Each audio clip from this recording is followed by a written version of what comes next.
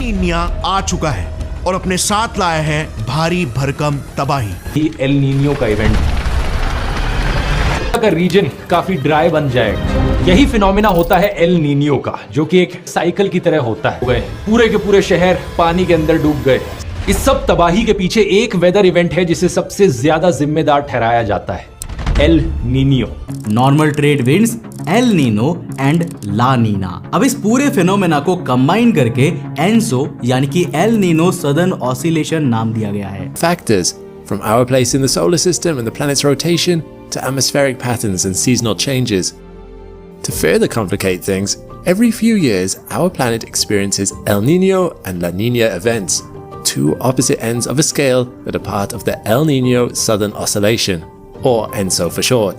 सोचो, एक समुंदर के तापमान का बदलाव पूरी दुनिया का मौसम कैसे बदल सकता है। बारिश, सूखा, तूफान सब एक फिनोमिना की वजह से। ये है एल नीनियो और ला नीनिया। दोनों के पीछे छुपी है एक स्पेसिफिक कहानी जो आपकी इमेजिनेशन को हिला कर रख देगी। तो इस वीडियो में आखिर तक बने रहिए, क्योंकि आज हम समझेंगे नहीं, आपको फील कराएंगे इन दोनों का इम्पैक्ट। सबसे पहले बात करते हैं ENSO के बारे में, यानी एल नीनियो साउथर्न ऑस्किलेशन। ये एक क्लाइमेट पैटर्न है जो पैसिफिक ओशन के टेम्परेचर और विंड्स के बिहेवियर से जुड़ा है। ENSO के दो फेजेस होते हैं, एल नीनियो जो गर्म फेज है और ला नीनिया जो ठंडा फेज है। आपको लग रहा होगा बस समुंदर के टेम्परेचर में फर्क कैसे इतना बड़ा इम्पैक्ट डाल सकता है। चलिए समझते हैं। एल नीनियो को समझना है। सोचिए, पैसिफिक ओशन के वेस्ट में पानी गर्म होता है और ईस्ट में ठंडा, लेकिन जब ट्रेड विंड यानी वो हवा जो पानी को वेस्ट की तरफ ढकेलती है वीक या उल्टा चलती है, तो गर्म पानी ईस्ट की तरफ आता है। इसका रिजल्ट पूरा वेदर सिस्टम हिल जाता है। वेस्टर्न साउथ अमेरिका में ज्यादा बारिश और फ्लूड होने लगते हैं, और वहीं ऑस्ट्रेलिया और इंडोनेशिया में सूखा पड़ता है। आपने देखा होगा एल नीनियो के टाइम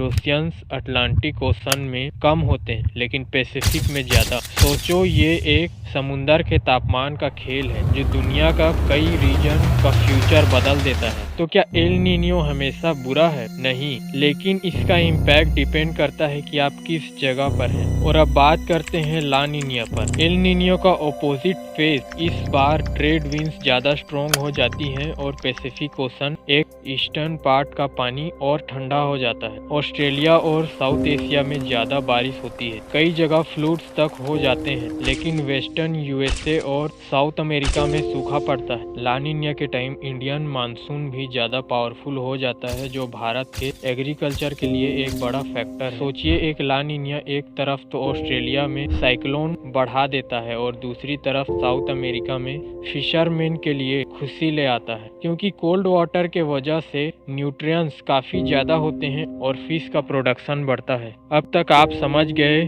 कि एल नीनियो और ला नीनिया के इम्पैक्ट अलग अलग रीजन पर कितने डिफरेंट होते हैं। चलिए इनका एक क्विक कंपैरिजन करते हैं।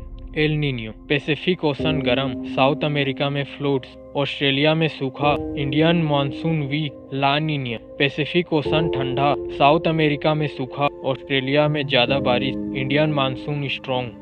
दुनिया के अलग अलग रीजन के लिए ये दोनों फेजेस या तो ब्लेसिंग हो सकते हैं या एक डिजास्टर, लेकिन ये जरूर है कि ENSO का हर फेज अपनी एक यूनिक स्टोरी लेकर आता है। आप सोच रहे होंगे मुझे इससे क्या लेना देना, लेकिन सच ये है कि एल नीनियो और ला नीनिया का इम्पैक्ट आपके जीवन पर डायरेक्टली या इनडायरेक्टली पड़ता है। भारत के फार्मर के लिए इंडियन मानसून क्रिटिकल है, जो इन्हीं फिनोमिना से इम्पैक्ट होता है। इसके अलावा ग्लोबल वार्मिंग के साथ इनका पैटर्न और अनप्रिडिक्टेबल हो जाता है। तो अगर क्लाइमेट चेंज को समझना चाहते हैं तो एल नीनियो और ला नीनिया को समझना जरूरी है। तो अब आपको समझ आ गया कैसे एक समुंदर के टेम्परेचर का बदलाव दुनिया का क्लाइमेट हिला देता है। अगर ये वीडियो आपको इंटरेस्टिंग लगा तो जरूर लाइक करें और अपने दोस्तों के साथ शेयर करें, और नीचे कमेंट करके बताएं कि आपको एल नीनियो और ला नीनिया का कौन सा फैक्ट सबसे सरप्राइजिंग लगा।